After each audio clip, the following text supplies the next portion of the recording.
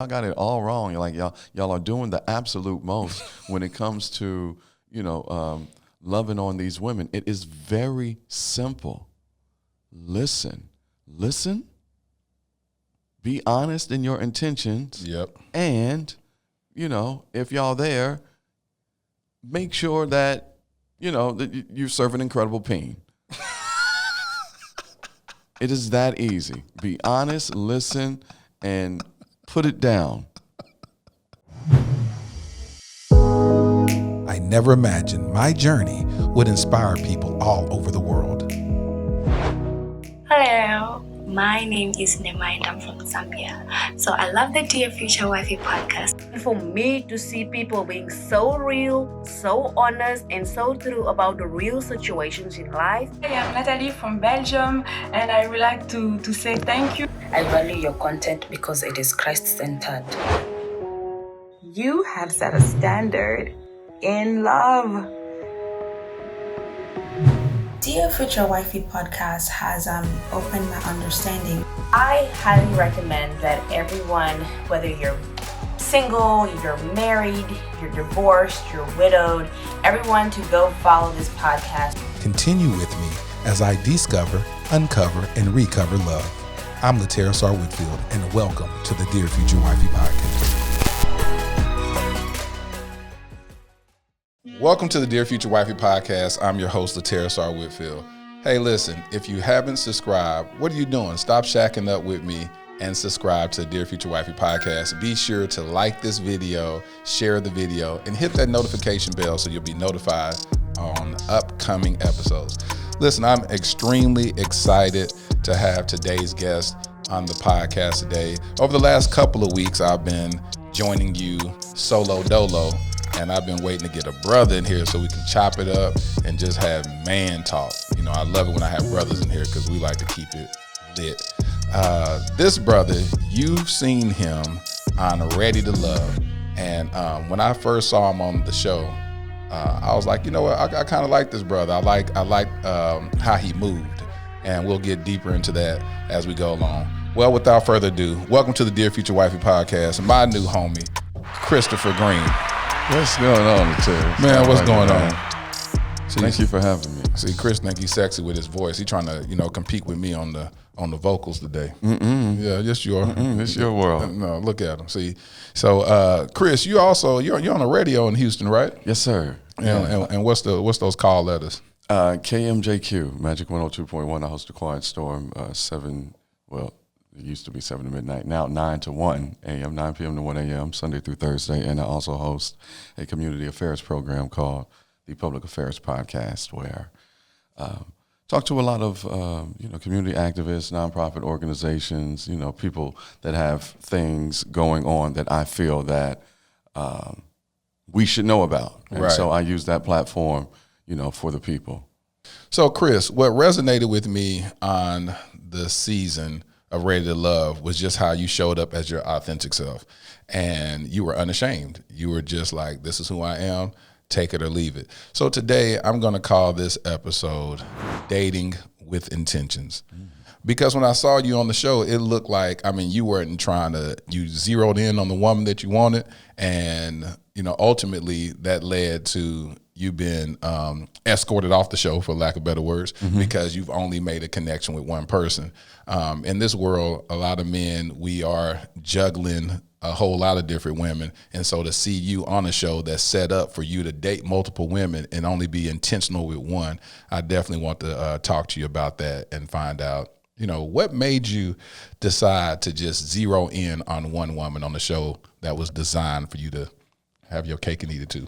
Yeah, well, Naya and I, we had connected on, as she said on the episode, on a spiritual level. Right. And, the conversations that we had at that mixer, it was a wide range. And so just going off of my gut, I was just like, okay, this is probably where home is going to be. Now, don't get me wrong, I did sort of move around. I did spend time with some of the other ladies, Winter, Chef Shay, Alex. Of course, you all didn't see that, but right. I did spend time with the other ladies, and so but majority of my time was with Naya. Majority of my focus was on Naya because it was magical. I was just like who is this woman? I mean, she was so funny and real, and just all the things that I liked, and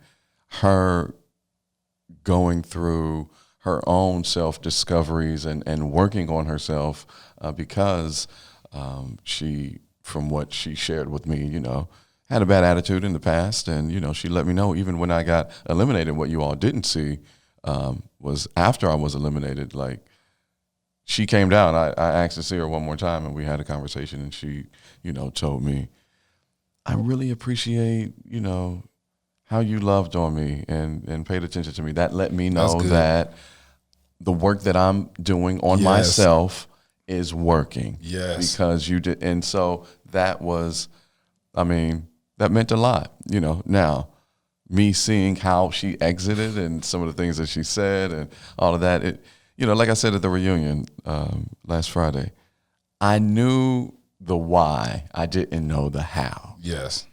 And we had filmed the reunion the night that she was eliminated, so I didn't even see how she exited. Now, had I saw how she exited, she probably would have got it a little more at the reunion. Just a little bit. I would have probably, got one in, at least one in after seeing that exit. But yeah, I think they knew that what they were doing by not having me see that episode. But I really didn't have to do anything. Yeah. I didn't have to do anything. I didn't. She did it all, and she did it all for me. So all I had to be was continue to keep it classy. So answer this, Chris. So when you went on this show, did you go on this show authentically looking for love? Yes. Because that's what it looked like. Yeah, I was. And it's so funny how social media is so, funny. They love you today and they hate you tonight. But in my case, it was the other way around. So what were they saying? Well, they were like, oh, I don't trust this Chris guy. Like, oh, he looks like he's only here for TV. Like, looking out for him.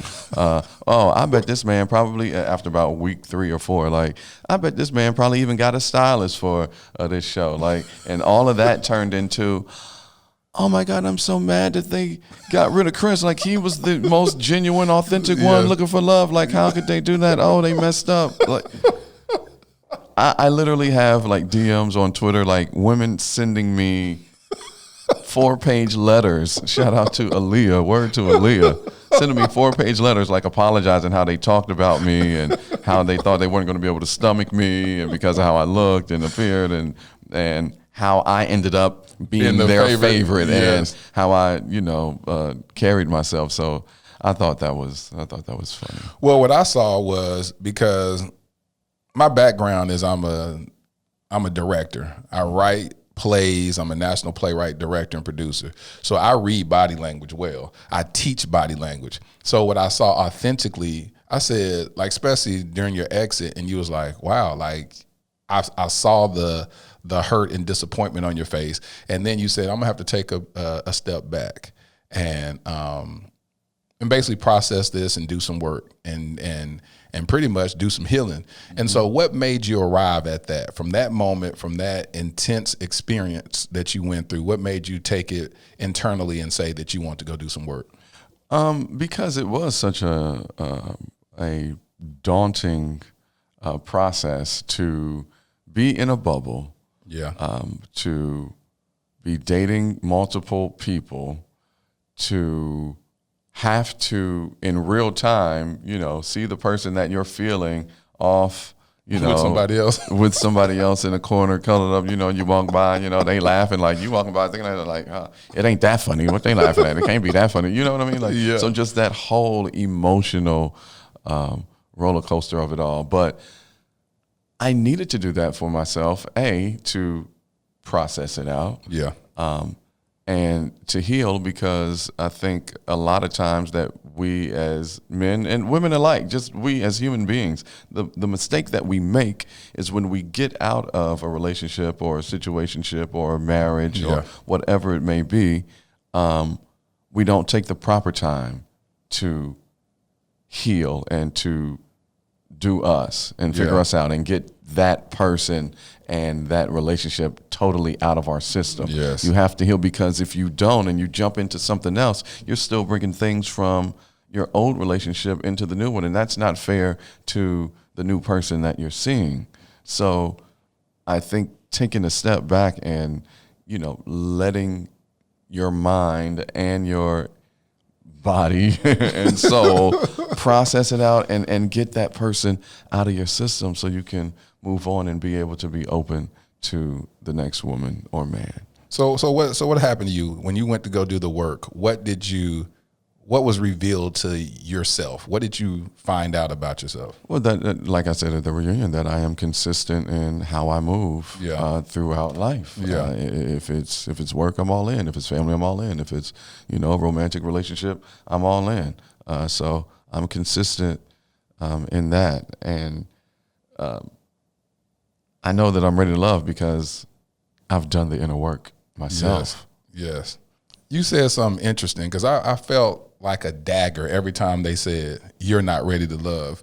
And I was like, wow, that's interesting to say that to someone, because just because they're, I call it purpose partners, just because a purpose partner may not be in there on that set doesn't mean that they're not ready to love. You said something interesting on the way to the studio. You said that I may not be your cup of, you hear this a lot, I may not be this person's cup of tea, and that's okay. And we call this thing preference. We say, hey, listen, how did you put it? You said, hey, you may like strawberries. There's nothing wrong with. Right, yeah. Like, you may want some strawberry ice cream and it's chocolate ice cream, and that's totally fine. Like, that's what you want. Like, you can't be mad that you want strawberry and yet here I am chocolate. Like, you can't get mad at that. It's nothing personal. And you said that it's a state of emotional maturity when you can handle rejection without losing yourself in it. Like, if you have to be okay with people not being able to receive your chocolate. Yes, absolutely, serious. Because first of all, you have to be confident in yourself. You have to know yourself. Yep. Like, if you know what it is and someone rejects you, their loss. That should be your way of thinking. Well, it's their loss. I'm a pretty dope individual, so it's all good. Like, you can move around. You know what I'm saying? Continue to spin the block, my guy. Continue to spin the block, young lady. Go right ahead. You know what I'm saying? Because the block you'll be spinning. So you have to know yourself and be confident, and that way you can take rejection, because it's just like, okay, I know I'm hot, but I also know I'm not everybody's type of hot. And that's totally That's what you fine. said. That's what you said. I know I'm hot, but I'm not everybody's type of hot. Yeah. And that's fine. Yeah. I like that. Typically, do you date, like, are you one of those type of people who date one person at a time, or do you date multiple women, and then when you find the one that you're in tune with, the person that you're really feeling, then you start dating that person exclusively? I normally date one at a time. There's only been one time in my life where I was seeing two women at the same time. Yeah. And at that time, I wasn't equipped with juggling. I was not equipped with juggling. And it's just two balls, like so imagine three. So I wasn't equipped with juggling two balls, like so. I couldn't imagine ever dating multiple women at one time, because that is multiple personalities. That is multiple remembrance of who I told what on that and who was dating with this. Like, I mean, I'm going through a process kind of like that right now, where I text the wrong lady, like, and it was just like, oh man, like, whoops, sorry. Like, I'm moving too fast. Please forgive me. I'm moving too fast. I'm sorry. I really enjoyed you last night. She's like, I didn't see you last night. No, that wasn't meant for you. That was meant for the dentist. I was visiting the dentist. I enjoyed my dentist appointment like I've never enjoyed it before. So that's interesting, because on that show, that means you really showed up as your authentic self, because in real life, you date hey, one-on-one. And I talk to a lot of women about that because I always say that most men, because you're totally opposite from most men juggle. Most men have multiple women that they're seeing at one time, and then whoever else becomes a starting lineup, then they say, this is my starting lineup, and they dwindle it down to the MVP and say, this is my MVP, and this is how it's going to work. Yeah, well, that's because he's got some other things that's going on with him internally, psychologically, emotionally, that he hasn't corrected or even confronted as to why he feels the need to juggle and date multiple women, because you cannot play with people's emotions. Like that is deadly. So stop that and just keep it a buck with these ladies, because I'm telling you, it is so easy. Like you young ones, like y'all got it all wrong. You're like y'all are doing the absolute most when it comes to, loving on these women. It is very simple. Listen, be honest in your intentions. Yep. And, if y'all there, make sure that, that you're serving incredible pain. It is that easy. Be honest, listen, and put it down. That's the word of advice. He said, Make sure. That's it. Listen. And listen to understand. Don't listen to respond. Listen with intention. Be honest, and put it down. That's all she wants. It's simple. Stop making it hard, fellas. It's from an OG. Okay. He said, put down some incredible peen. Kev on stage be killing me when he say that, peen. So listen to this. So all right. So as you're evolving and on your self-discovery journey, as you and I discussed. We discussed. I am on that. I want you to elaborate on that. What does this journey look like? Every day it's a new discovery, Terius. I'm being so for real. Yeah. And for those of you watching Dear Future Wifey, if you have had your spiritual awakening and you're on your journey, then you know what I'm talking about. Yep. It's an awakening, and it's not for everybody. I'm realizing, and you have to just be careful and mindful of who you want to share it with, because everyone may not be as receptive. And I mean, so much so to the point that I've got friends and fans saying that I've lost it, that I may be certifiable, or is he having a mental breakdown? Because I had my spiritual awakening, and my way of thinking is the total opposite. Like of what you've always thought? Of what we've always been taught. Everything is the inverse. This is the matrix, but people aren't ready to have that conversation. So my job is to continue to spread love and light and just love on people. And it's all about love. That's why we are here. The way that we treat each other is not the way. If God is love, he is not pleased. Okay. Yes. He is not pleased at all, because this is the way that we treat women, especially the way that we treat black women. Do you know that it should be an abomination the way that women are treated? Yeah. Not knowing we're so dead that we don't even realize that women are literally human gods on earth. Yeah. They birth everything. Yes. Ideas, thoughts, human life. Yeah. They birth, literally have a portal where they birth life. And yet we treat them so terribly. And it's, we're going to suffer for that. Yeah. And the time is coming. But I can go on and on and on and on and on, because it's amazing here. I know that I've been vibrating higher because little things that used to bother me and trigger me and make me pop off don't. That's good. That's good. Negative thoughts, when they come in, like, I'll acknowledge it, but then I immediately dismiss it. So it's amazing here, and I want everybody to get here, because you're going to love it here once you get here. Stop vibrating so low. Try to bring your vibrations up so you can feel better. You said something that resonated with me. We share a common thing, and I told you how last month I committed to this vow of abstinence, and you were like, "Hey, That's what I'm on right now. Yeah. I was like, really? I was Yeah. like, so tell me what made you decide to choose this path? A part of my journey on my spiritual awakening, a part of that journey, that energy is so precious and sacred. Like your sexual energy is probably The most important. the most Yeah. important one that you cannot give away, because life is literally made from that, be it from the mental body or physically or biologically. And so I have been on that. I've been practicing semen retention, and so far so good. On this journey now, it's like I don't need the sex. It's all mental. Yeah, yeah.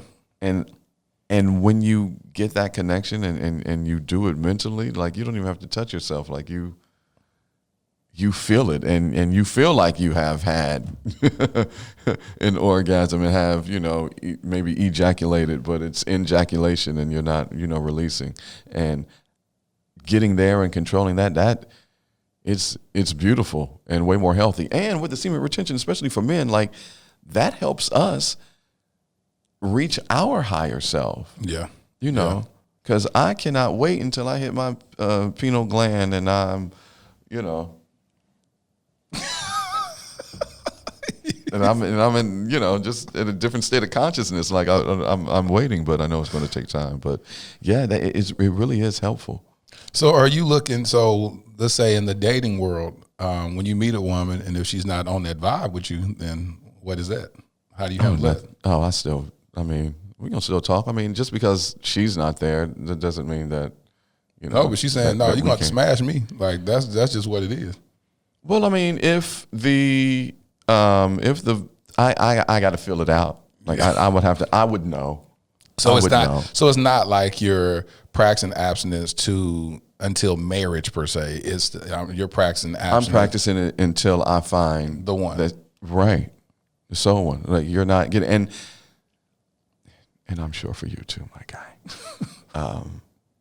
For whatever reason, a lot of women want us inside of them, and they want our seed. For whatever reason, be it because they want kids, be it because they know something that we may not, that we are, this king or this god or something. Like they know why they want us right inside of them. And so it's very sacred, and vice versa. Ladies, you got to know you hold the power too. Yep. And you have to be careful of who you let enter inside of you as well. 100%. So the spirit will know. The spirit will know, and when it's right. And I believe that when two beautiful souls do get together and that magnetic electricity of this, beautiful ritual happens, I think it should be shared and released, but only when it's right. Yes. You know what I mean? Yeah. Like back in the day, we used to just give it to any fine thing that's walking in a freakum dress. Yep. But now you notice that, okay, you come a dime a dozen. Like, what you got going on here and here? Yes. Yes. So you and I had an interesting conversation about your views on relationships and marriage and all that good stuff. So what is your ideals as it relates to marriage in the traditional sense? My idea as it relates to marriage in the traditional sense is that, to keep it a buck, it's low-key a sham. I mean, it's a sham. I mean, it's just nothing but a business deal. Like, what does it really mean? What does it really mean to have a marriage license and to go through that ceremony, especially if the two souls love one another and you've already proclaimed and protested that love under God anyway, when you all sat down and had the conscious conversation and decision to be together exclusively and monogamously. So since my awakening, just finding out all of these constructs that were created to continue to enslave us in some sort of manner. Now, am I against marriage totally? No. If the young lady that I am with and she wants to get engaged and get married, I am all for that. I will do that to make her happy. Am I personally for me, like, is that the goal when I'm with my life partner and I'm with my wife, my future wifey, dear future wife? No, for me, that is not the goal. The goal is to be committed to someone without paper. With your part. Well, not even necessarily without paper. I just want to know that it's real. And if you feel that the piece of paper and the ceremony will definitely solidify that for whatever your reasons, I'm here to make you happy. And yes, we will do that. Is it a big thing for me? No. No, it's not. I think that's what a lot of men say. They say because your word is good enough. Like, you being here right here is good enough. And as I was telling you before we got here, I know couples that have been together 25 years and they're still happily together, still crazy, dangerously in love, and never been married. And I know couples who have been married for 25 years who they can't stand each other. There's not even a romantic relationship. They separately have got their own deal. They just still live together in the same house, and it's like, a business deal and all other kind of scenarios. So I think. Have you seen a healthy marriage? I'm sorry? Have you seen a healthy marriage? I have seen a healthy marriage. And when you see a healthy marriage, does that inspire you at all? Absolutely. Absolutely. Anything that is founded, the foundation is love. Yeah. And they're happy. I'm for that. That's why we're here. Yeah. To love and be happy. So whatever makes them happy. Now, I'm not saying that marriage is wrong or marriage is bad. I'm just saying that marriage is a construct that when you really, really think about it, is it necessary? That's debatable. That's all. And I always leave people up to their own, because like we live in this world and you come with your own decisions, desires, traditions, things that speak to you or don't speak to you. And with marriage, I hear a lot of people speak on that in the same, the context that you're speaking about of saying, hey, is it the end all, the be all? I said no, because a lot of people, we chase marriage, or they chase marriage, but then they're not even, they don't even love each other. They get married for a whole lot of different reasons. Listen, just to say I'm married. Because you're from this family and you have this certain bloodline or this DNA, and you're from this family and y'all got to get together. Well, I don't know. There's been 100 stories written about it. And also, women, to me, if the goal is marriage, that whole idea that they're selling you short.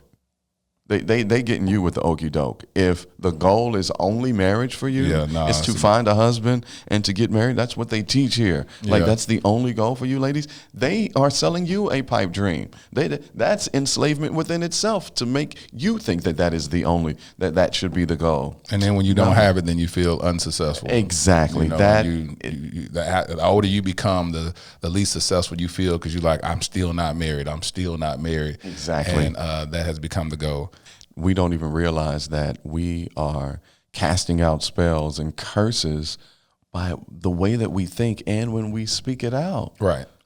If you continue to think that, all men are bad, black men ain't gonna do that, I ain't gonna never find nobody's gonna come my way, then guess what?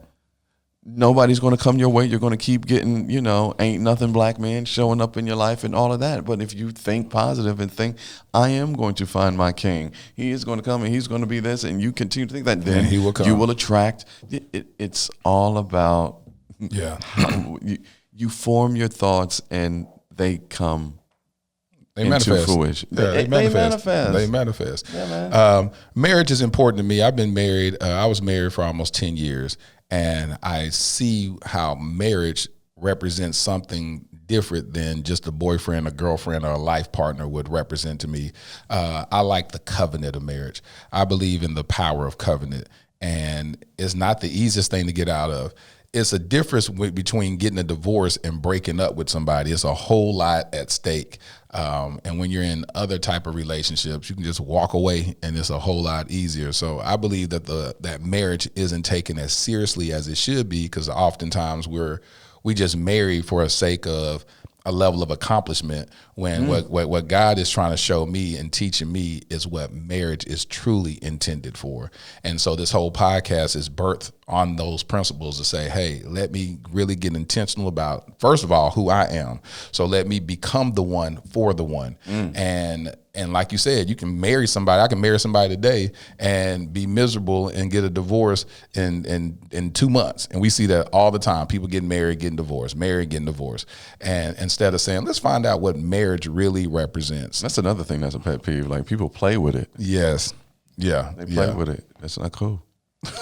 Play with marriage, get married, and be like, all right, well, it didn't work out. I'm finna find another. You're like, hold on, how many times you been married? I've been married 5 times. You're like, hold on. Let's talk about this. Like, this is not like a job that you went and got a job and say, I don't want to work here no more, and then you go apply for another job. Like, you are creating bonds and covenants and soul ties, and you're trying to build legacy with another person, and you're taking it so half-heartedly. So. I like the I like the analogy. I can't remember what comedian said this joke, but it's like, marriage license should be just like any other license, like a driver's license. Yes. Anything, up for renewal after 4 years, 5 years, we revisit, like, do we want to renew this license, or do we just want to go? You know what? I was going to write a movie about that a couple of years ago. It's called, I said, License to Renew or something. But if it was treated like that, and then if you had kids with the person or certain things that you did that are life decisions, then you have to go through the traditional divorce. But if you just married to somebody for X amount of years, y'all haven't had any kids, y'all haven't did this, then you'd be like, all right, I want to go ahead and I'm not going to renew this license. Right, exactly. I thought that was hilarious. I think that'll be an interesting case study. But it makes sense, though. I mean, because well, when you see divorce at 50%. Thank you. Yeah. Thank you. And what is the main reason for divorce? So many different things. The main thing is people's expectations being met. A lot of times it's financial stuff. A lot of times, because at first they said, I read a study that I thought it was infidelity, but it was more of money. I saw finances. Yeah, it's money. I saw and finances first. Mm-hmm. I was like, what is that about? Mm-hmm. I don't know. I mean, interesting conversation to have, and I wish there was a woman here, because hold on, you had that conversation. You had that conversation on the show. And when she asked you, she said, hey, this is a good segue. She asked you, who do you think should pay the mortgage, or however she worded it? And you said, I think we should go 50-50. And that was a deal breaker for her. Mm-hmm. When you looked at that question, or the answer that you gave, how did you feel about that answer? I haven't gone back and consulted with your women constituents that begin to tell you, hold on. You should do this. Yeah. Or ask this. I thought that it was funny because that wasn't the answer that I led with. I mean, how I started answering the question, that was correct when I said, well, it starts with the conversation. And then I go to the 50-50. No, I go to the biblical context that a man is supposed to protect and provide. And okay. And then I go into some other things. And then I started, me watching it back, I was like, my mistake was beginning to, do a roll call on all the different scenarios of how it could be handled. Like, that was the mistake. Split the mortgage 50-50. You take maybe the car note. Maybe I got this. Maybe I just should have kept it general. So that's what that was. But here's the truth. Black women are the most educated. Black women are the number one business starters, entrepreneurs in the world, not just in this country. That's true. In the world.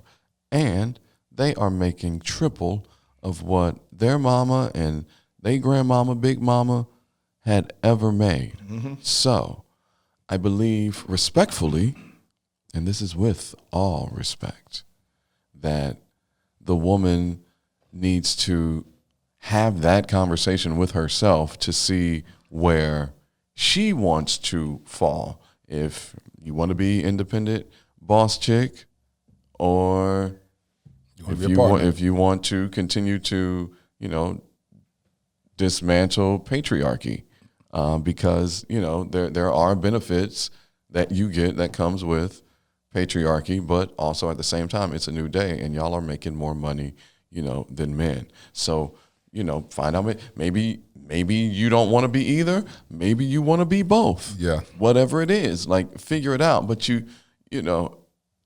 I guess, like, I find it strange. Like, you can't scream about wanting equality, but then still want a man to take care of you. I don't think it works like that. Well, I had a conversation with one of my homegirls. She does real well for herself, and I told her she didn't watch this season, and I told her about you and the conversation that you had, and she was like, well, shoot, I'll be happy with somebody to go 50-50. She said, I'm paying 100% now. So she said, I'm paying 100% now. Give me a man that can split these bills 50-50. I don't see nothing wrong with it. And so it's just all based upon who you talk to and generationally. Like, I believe it's also generationally. If we put Generation X in the middle, that would be you and I. Yeah. And if you go down to the boomers, I'm sure they subscribe to the biblical context, the patriarchal structure. Right. If you keep Gen X, you and I, in the middle again, and you go up to Gen Y and Gen Z, they're saying, no, it's a partnership. Like, no, there's no way that I'm going to put all of this on, one person. Like, what is this, 1950? And so that is true, though. That is true. It is generationally, because she's in our age group, and she was like, shoot, hey, I'm paying 100% now. It will feel real good. And that's why I put us in the middle, because with us, it can go either or. Yeah, they can fall on either side of the fence. Yeah, that is absolutely true. But it's interesting too, like we talked about, is that the number one cause of divorce is finances. Mm-hmm. And like I said, most people would think it would be infidelity, but a woman could deal with you cheating on her as long as the lights stay on. Versus, as long as you still get that, she still get them Louboutins or that, or that purse or something. I mean, I'm sure. And but if you sit up there and you ain't taking care of it financially, she's like, okay, I can do bad by myself. And my thing is this: if I am paying for everything, I mean, if Daddy is bringing home the bacon and you frying it, then respectfully, it better be head and steak every night. I mean, you better be a hell of a cook if I'm going to be paying for everything. I mean, like, that's the give and take. But I fall on the end of, I'm not here to control nobody. I am not here to change nobody. We are all human beings. I don't want a woman to ever feel as if I have something over her because I pay majority of the bills. Like, that's not the move for me. Nah. You are a person, and I want you to be free and move how you want to move. I'm not here to change nobody. Or to control somebody. Like, that's not why I'm here. So what does this single life look like for you now and in the future? Right now, the single life it's just that. It's single. I'm an individual. I'm not looking right now. I'm here to be found. I'm still, Hold on, you said that, and you almost got beat up on the show saying I'm here to be found. Yeah, I mean, they knew what I meant. Well, because and that didn't even word to me. That's word to Faith Evans. Thank you, Faith Evans. Some years ago, I heard her say that on an interview. She was like, I'm not looking, but I'm here to be found. I was like, because let me tell you, Chris, because that's the perspective of a woman is to be found and a man is to go seek. And so we're the person that's supposed to go find the woman. Mm-hmm. So when you say, but I've just been through something. I'm still trying to, heal myself and process myself. So right now, I'm not looking. I'm not on the prowl. I'm trying to heal. But if she comes along and, God sends me an angel, then he sends me one, and I'm gonna see what it's about. That's what your found means. That's what your found means. Yeah. Now, when I'm in a space to where I'm looking, then I'm gonna be out on the prowl. Yeah.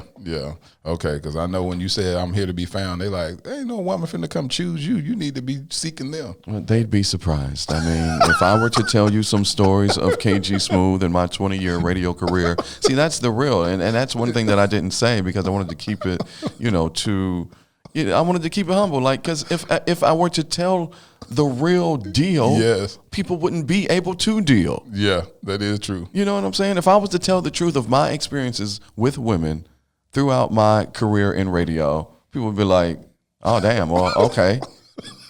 Yeah, but I didn't, and I won't. Basically, you saying it ain't because I can't have no woman. It's because they want to take care of me. Exactly. That's been my experience. These women, they want to take care of me. They want to cook for me. They want to wash my clothes. Yeah. They want to buy me dinner. Like they want to do it. Yeah, yeah. Not that I can't and that I don't, but these women, they literally want to. Yep. I say it to her all the time. I said, man, y'all don't understand. It's some amazing women out there that's willing to serve as we protect. So exactly. Yeah, that's just basically what it is.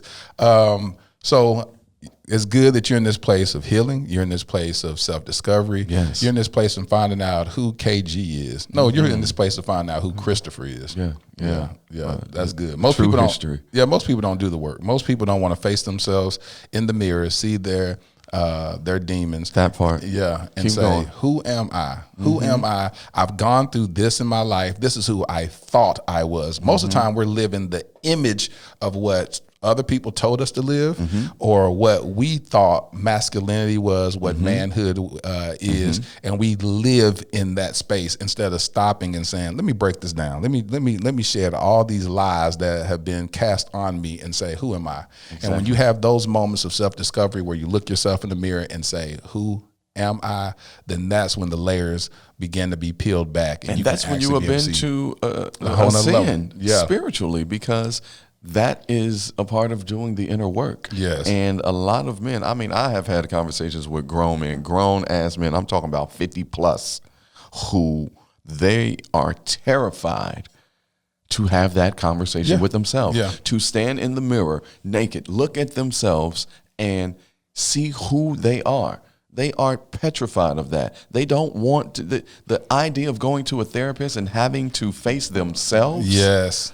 Absolutely scares them. That these are the two things that I've realized with men, grown men, especially black men, that scares them when it comes to self. Oh, excuse me. You're good. Is facing themselves in the mirror, like really looking at who they are. Yep. Messed up, the good, the bad, and the ugly. Yep. Sitting down with a therapist, facing themselves. That's one. And the other one is getting their heart broken. Yes. And my thing, and here's my thought on that. Okay, you're supposed to be this big old gangster. You're supposed to be so gangster and so hard, and you are sitting here and telling me that you're afraid of getting your heart broken by a female? Well, then you're not so hard and gangster after all, are you? If that's what you're afraid of, that's why you won't give your heart, because you're afraid of getting it broken? Yeah. Well, then you a big old baby. You got to check yourself. You got to check yourself and see who you are and get ego in check, and then you'll begin to ascend. But So why do you think that? Why do you think that is that? Well, first on to your first point, I had this therapist on the podcast a couple of episodes ago, Brittany Noel, and she talked about, 'cause she used to work with a lot of people that are veterans, and she said that she gave this veteran this task to write down, how he sees himself and all that. And to your point, he said, I can't do this. I don't want to do this. It was so painful for him to do. And he wrote down something. She sent it back to him, and she was like, this is some bull crap. Send it back. He wrote again. She said, no, I need you. He said, please don't make me do this. You know what I'm saying? So here's a person he was begging to not do the assignment, because to your point, he was so afraid of facing himself. And you can go off to war, kill people, but facing himself is the hardest things for men to do. To your other point about heartbreak, the reason why I believe that men are so afraid of that is because you have to be 100% vulnerable. You have to allow someone else, like that's the most precious thing to us is our hearts. And then you give that to somebody to mismanage it, to mishandle it. And that's a hard thing to recover from. And when I saw you on the episode, you was like, yeah, I need to take a step back. I saw that light that I saw the whole season, it dimmed in your exit. And that's what connected me to you. And I was like, wow, his light was dimmed in this moment. I said, I don't know if people can see what happened just then. Because when you first came on the show, I said, oh, look at this dude. He all flashy, got his little blaze on, chest showing and all that. I said, look at him. And then I went past the exterior and started looking at the interior. And I said, oh, this is a dude of character. I said, this is a dude of intentionality. This is a dude that zeroed in. He was dating with purpose and intentions, and said, this is who I want. He didn't go juggle and try to date all these other women. He said, this is who I want, and this is who I'm locked in at. Like you said, we didn't see everything because you did talk to other women, but it was very clear who you were intentional about. Absolutely. But to see that light dim on your exit, I was like, I want to get to know what happened in that moment, and then what has transpired emotionally and internally and spiritually with him after that moment. And so, anything else you want to add before we conclude? Because I just want to thank you for being vulnerable and transparent. Oh, well, thank you. I honestly didn't realize the impact that I had on men out there, black men who watch the shows with their girls, or, might be your little guilty pleasure. You watch it, by yourself on a Sunday night, after the football game go off, everybody sleep, however you do it. Slide over there and watch the Rated Love. You know what I'm saying? So thank you, everyone. And thank you, Latarius, for those kind words. I didn't realize the representation until one day in Houston, leaving somewhere, and the guy stopped me and was like, yo, thank you for representing, for the gentleman, because women don't think that we exist anymore, that we could be this honest and vulnerable and intentional. So thank you. You represented us well, and you represented Houston. And I was like, wow, that really slapped me in the face. I didn't realize the impact, because I was just being me. And that's all you should be. Taking a phrase from my boy Karika, who was on the beginning of this season 2, he calls it radical gentleness. And that's such a powerful thing, is when you find men that learn, that know how to love out loud. Because oftentimes we're not, we got to be hard. You talk to be hard, that women want tough guys or whatever, but to be able to say, hey, I'm going to put my heart out here for the world. And that's where we fail, because everything is duality. Everything is dual. There's the masculine and the feminine. Right. One of too much is never good. It's not good balance. So it's not good balance. And all of us possess both. Yeah. We were just taught that we need and have to lean on that masculine part and forget the feminine part. And it doesn't have anything to do with gender. It's just duality. Yeah. It's just how things are. The dark needs the light in order for it to work. Good need evil, and evil need good in order for it to work. Yeah. The same with masculine and feminine. They need each other. So if we can become more whole and just look into each other and realize that we are both, that there are some things that we have been deceived on what it is and how to love each other better. We've got to retrain ourselves and treat each other better, and love with intention. Love with intention. And listen, man, I totally appreciate you, Chris, for joining us on the Dear Future Wifey podcast. Thank you for having me. You showed up and as your authentic self, and man, hats off to you, King. You're doing a great job. Thank you so much. Thank you. I love what you got going on, and I appreciate you having me. Give it up for my boy, Chris Green. I hope y'all enjoyed this episode of the Dear Future Wifey podcast. Hey, I've been getting a lot of orders for the Dear Future Journal. Make sure that you go visit the website, pick up your Dear Future merch. I'll greatly appreciate it. Matter of fact, let's roll the commercial now. Discover, uncover, recover love with the new Dear Future collection. The journey starts from within. Let your inner thoughts find freedom on the pages of this richly hued Dear Future Blue Sapphire Edition genuine leather journal. It features a cross-stitched spine and luxurious cording to bind your deepest insights. A great accompaniment is the Dear Future Luxury Bamboo Fountain Pen. There's nothing more intentional than the writing process of a fountain pen. This is an elegant writing work of art.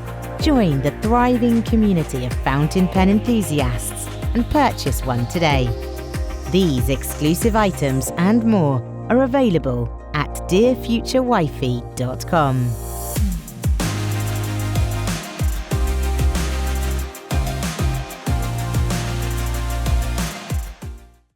Shout out to everyone who have been supporting the Dear Future merch by visiting dearfuturewifey.com. I've been getting so many orders.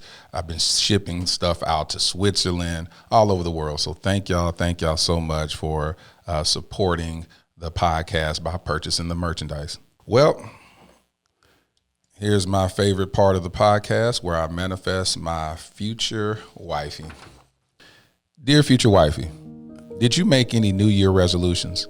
Does your vision board include love finding you this year? Do you feel renewed, inspired, and encouraged like you never have before? I hope you have resolved any and all entanglements. Your vision is me loving you on levels you never thought imaginable, and you're inspired and encouraged to accomplish those things that God has gifted you to pursue in 2021. My love, I was daydreaming about you the other day. The biggest life decision isn't buying a house or determining which job opportunities to accept. The biggest life decision I'll ever make, other than accepting Christ as my Lord and Savior, is choosing you. There is nothing greater than linking up with you, my missing rib. Our purpose is manifested in our union. Our love is personified in our commitment. Our destinies are illuminated in our I do's. That's why I'm living abstinent, for clarity purposes. The Bible declares, to whom much is given, much is required. You are my much given. Your future hubby. Thank you for listening to the Dear Future Wifey podcast. Remember, be lit, live intentionally and transparently, and don't stop loving. Make sure to subscribe to our Dear Future Wifey YouTube channel. We're available on Apple Podcasts, Google Podcasts, Spotify, and Stitcher. We welcome your support. Simply share our podcast with your friends and family.